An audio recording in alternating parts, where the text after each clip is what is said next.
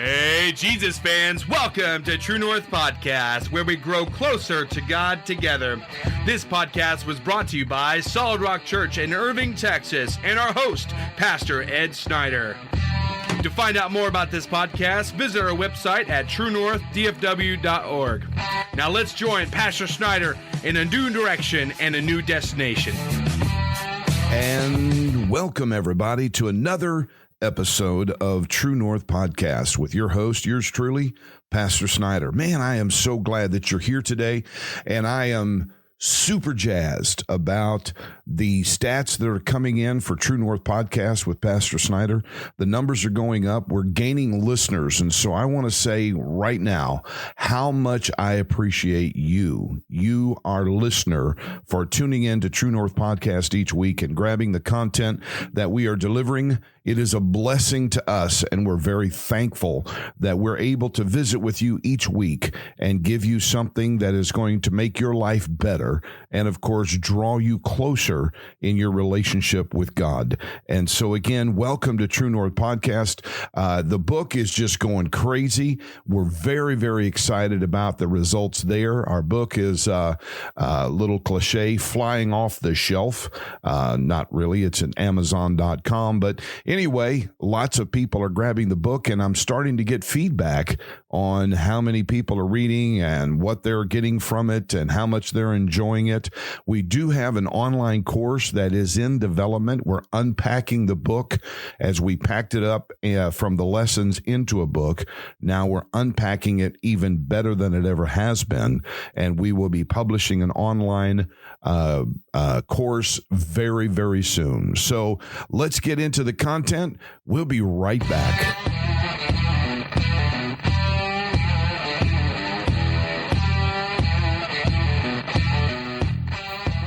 Okay, so today we're talking about, and as you know, if you have followed us for any time at all, we are covering Control the Beast, which is each chapter of the book to introduce you to the book. And of course, I strongly encourage you to go out to Amazon.com and search for Control the Beast, Ed Snyder, and it'll pop. Buy the book and read each chapter as you are listening to each episode over the next several weeks. 12 chapters, so it'll be 12 episodes, and we are on episode number 26, or chapter 4 of the book, Mr. Beastie's Game. We're going to be talking about blame and responsibility in controlling our emotions. This is something that is very, very important, and we really need to grab a hold of this, is the blame game and the lack of responsibility. So let's get into it. And as we know, as human beings, it is normal for a human to kind of put off blame when we feel like we're in trouble. You know, nobody's taught your children how to lie or how to be deceitful or even how to steal. That, unfortunately, is an inborn trait, as the psalmist said in David in the book of Psalms, that I was born and shapen in iniquity. So it is our nature to sin. It is our nature to blame. It is our nature to lie. And we are talking about how, through the help of God, can change our behavior. And so again, it's normal. You're not a freak. You're not a weirdo because you are in the blame game. The kicker is you've got to get out of that. You can't play games with the beast. And so again, as a child, we are really into this. We're always blaming somebody else as a child. When we were raising our children, who are both grown and doing well, there was a fifth person. There was my wife and I and our two children, but there was always a fifth person in our house, because when something went wrong, I would go to one and they'd say, "Oh, no, I didn't do it." I'd go to the other one. "No, I didn't do it. They did it." And my wife, "Do you know anything about this?" "No, I don't know nothing about it." So it was always that fifth person that always caught the blame of what just went down. But here's the problem. The real challenge that is ahead of us If we don't get proper training as a child, we're moving into adulthood with the same technique, never accepting responsibility for our actions and always blaming somebody else or something else in how or what went down. And so to be able to be successful, to be able to have strong, healthy relationships, we cannot play games with the beast. And so it's a vicious circle that we get caught in. You know, I'm sure you remember how your mother or someone in your life taught you about a lie, how that you tell one lie, then you got to tell another lie to get out of the first lie, and then you got to tell another lie to get out of the second and the first lie, and on and on and on. It's just a vicious cycle that never stops. Well, this game that we play with the beast is virtually the same thing. It is a vicious circle that just keeps going round and round and nothing gets accomplished. Let me give you some examples. Like in an industrial plant, the workers are blamed for slow and inferior production of a product. The workers then blame the supervisors for not setting reasonable production goals or for failing to provide quality equipment or materials. The supervisors then blame the upper level management for failing to supply them with sufficient funding to do their jobs. The bosses or upper level management then blames the public for wanting a least expensive possible product.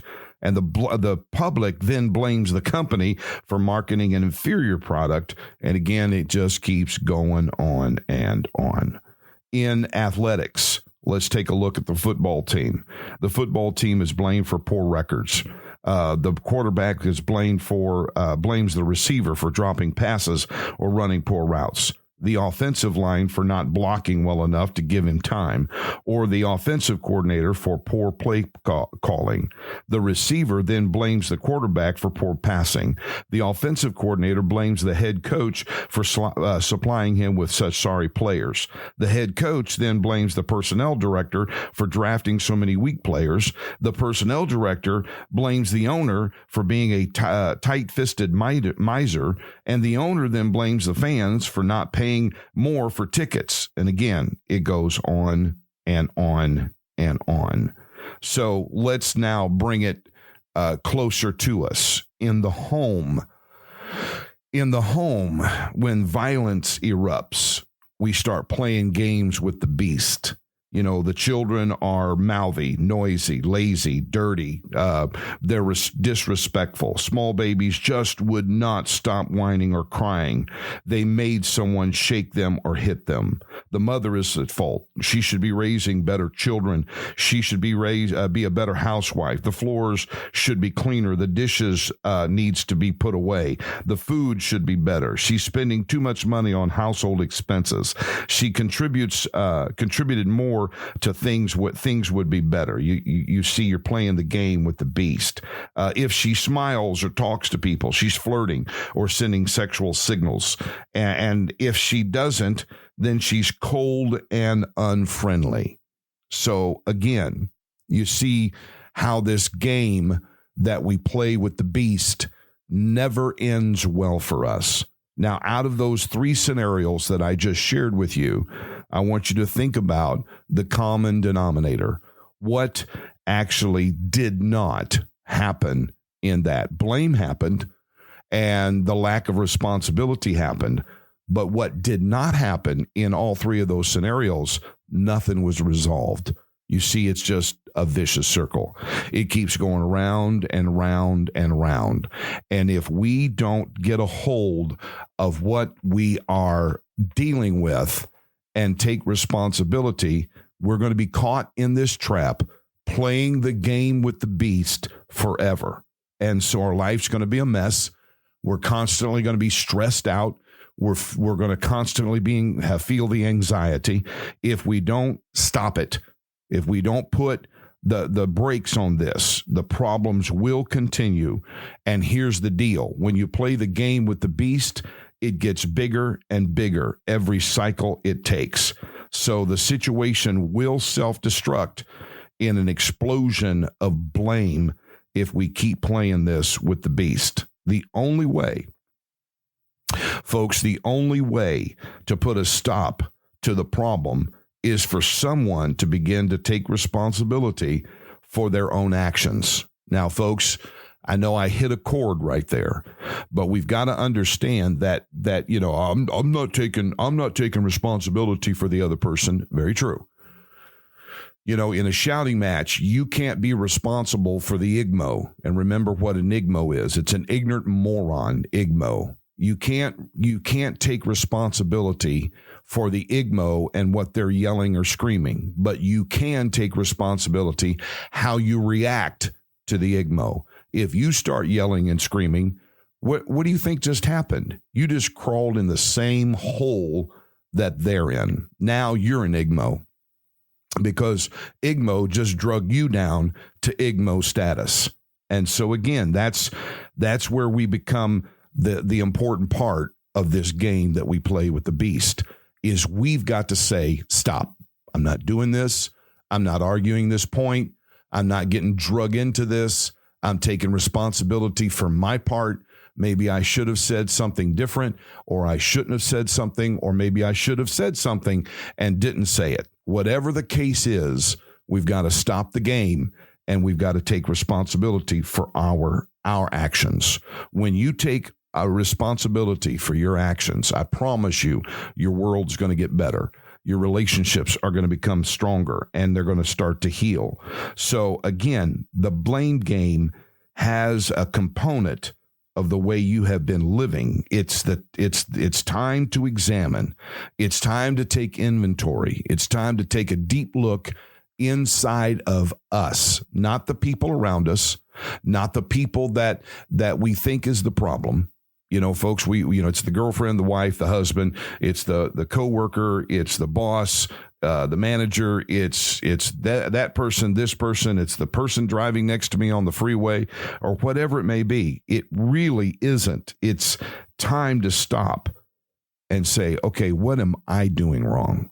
What can I do to change the situation? And when you take responsibility for your part, again, folks, I'm telling you, life's going to change.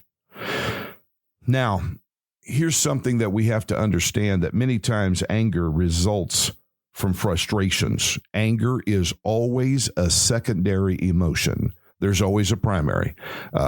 Fear, depression, stress, the big kahuna, frustration. And when those primary emotions are not managed, kept in check, then we start playing games with the beast, and frustration arises when we feel like our personal rights have been violated. We all have personal rights. We all have our space that belongs to us, and we all have things that we should be able to do. But really, here's where it gets down to. We feel like that our personal rights or our personal space has been invaded. Somebody is insulting us. Somebody is violating something that we feel is right. Now, let's take a look at some of this.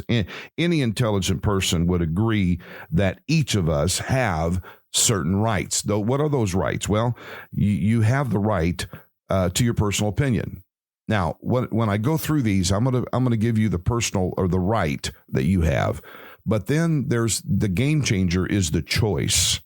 What you choose to do with that personal right that brings an outcome. Okay, so the first one is the right to have your personal opinion. You do. You have the right to your personal opinion. The problem is how do you express that opinion? It's not what you say. It's how you say it that's making the difference. If you come at just guns a-blazing and fist a-swinging, or come at that person with your personal opinion aggressively. I mean, we're seeing that today, right now in our country, where people have personal opinions and they're burning buildings down because this is my right to say. It's not what they're saying, it's how they're saying it. The next one is the right to decide who I associate with and who my friends are. That is very true. You have the right to decide who you hang out with. The challenge or the problem is who they are. Are they quality people? Or are they troublemakers? Are they of the same attitude and spirit that you're trapped in right now? So birds of the feather flock together. And sometimes we talked about this in cleaning up your environment. You need to take a look at the company that you keep. So again, yes, you do have the right to decide who you associate with and who your friends are. The outcome is going to be, who are those friends and are they quality people? Because anybody you ever hang out with needs to help you step up. Your friendships in your life needs you to go to a higher level, not a lower level. The next one is, I have a right to go where I want to go. And that is very, very true. Again, it depends on where you're going. It depends on the environment, the place, the atmosphere, what's happening. You know, you ever heard the saying, I was just in the wrong place at the wrong time and got in trouble? There you go.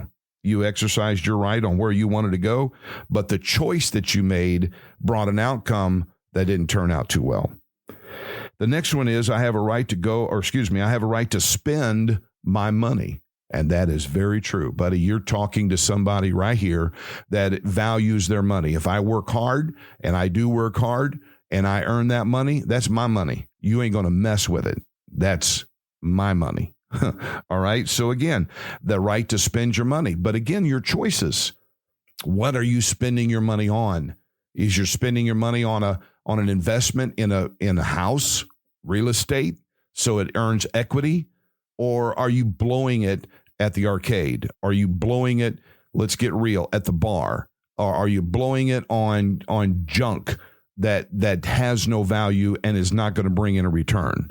So again, folks, we can go into a whole nother episode on money management, but you do have the right to spend your money, but the choice that you make is going to bring a positive or a negative outcome. The right to speak my mind. It kind of ties in with the first one, personal opinion.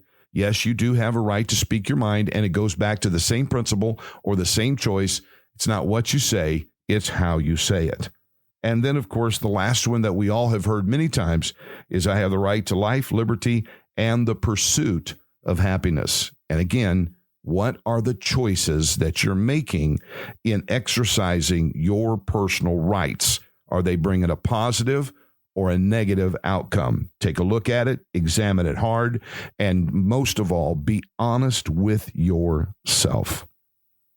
Okay, let's get a little definitions. Rights. Again, we talked about it, and they're defined by Webster as this: as something to which one has a just claim, such as a power or privilege to which one is justly entitled. And again, you have a right to your personal opinion, to your friends and who you hang out with, to where you want to go, to the money that you want to spend, to speak your mind, and of course, life, liberty, and the pursuit of happiness. Now, here's how this works. Conflicts results when one person is attempting to fulfill their personal rights, tries to override the personal rights of someone else. When you're in a discussion, when you're having a discussion, I'm not going to call it an argument, but there's something that needs to be resolved. There's a disagreement or whatever.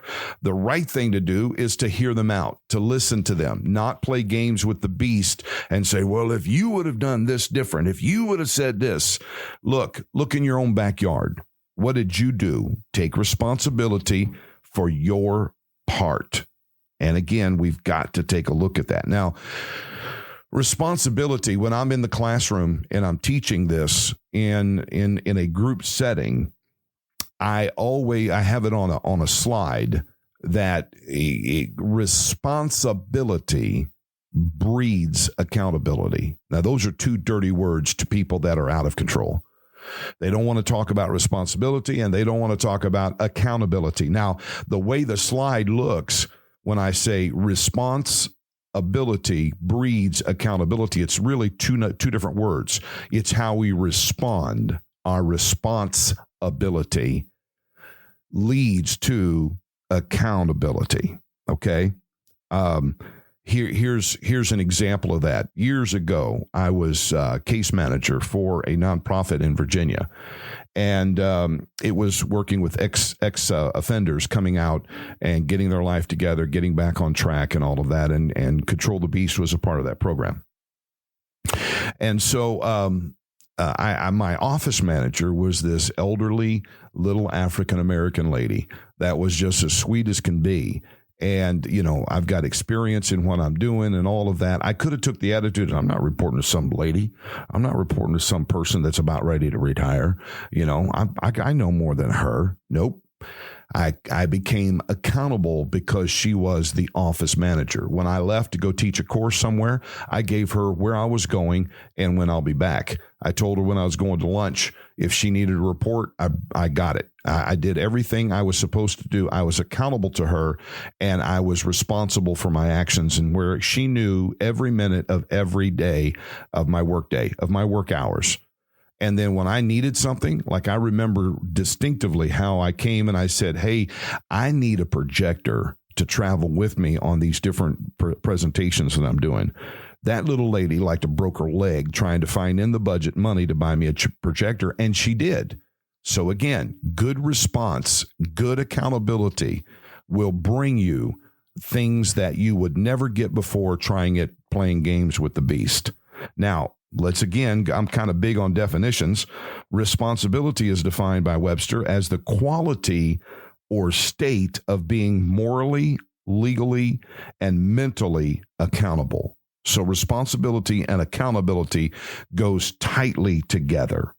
And again, as adults, we must become aware not only of your personal rights, but also the personal responsibilities that you have. And personal responsibilities exist on several levels.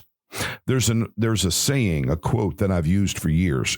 Don't know who actually came up with the quote originally, but here it is. The power of a man's greatness is in his ability to surrender. Let me say that again.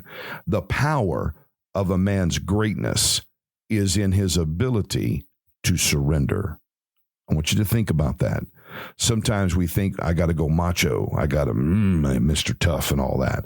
No, your greatness lies in the ability for you to surrender, or in other words, become accountable, become responsible for your own actions and what you say. So again, responsibility to our families, responsibility to those that are over us, those that are at our job, whether they're jerks, whether they are on an ego trip, it does not matter.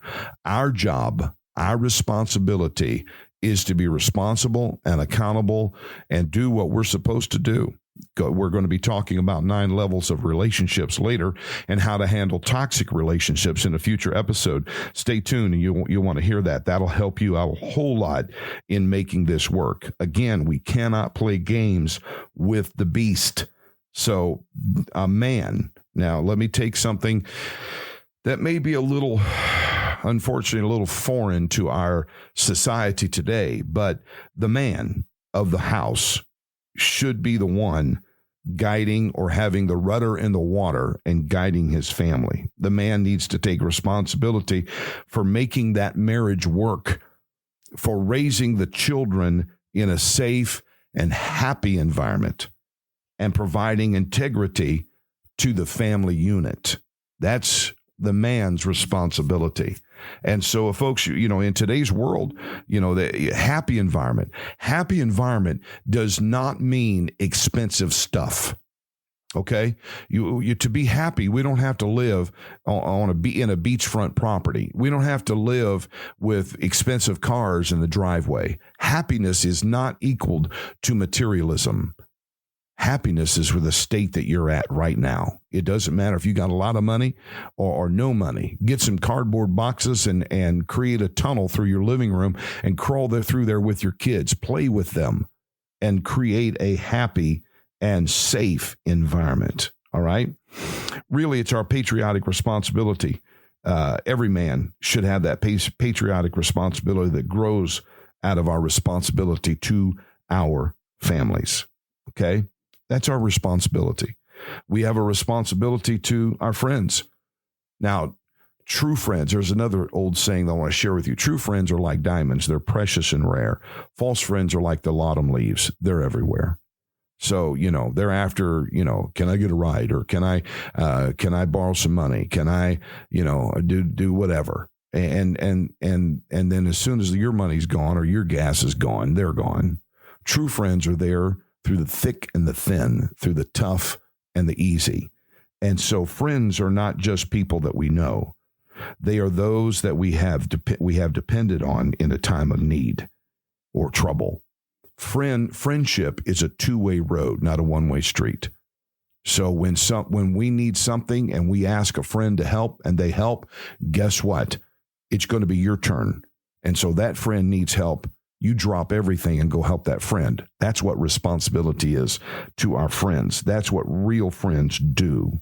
And so again, our jobs, our jobs is, excuse me, I'm so sorry. We have a responsibility to our jobs to get up, show up, put in a good day's work. And again, if we do all of this, guess what's going to happen? We're going to feel really, really good about ourselves. And when we feel good about ourselves, our self-esteem goes up. And when our self-esteem goes up, we have confidence. We know who we are.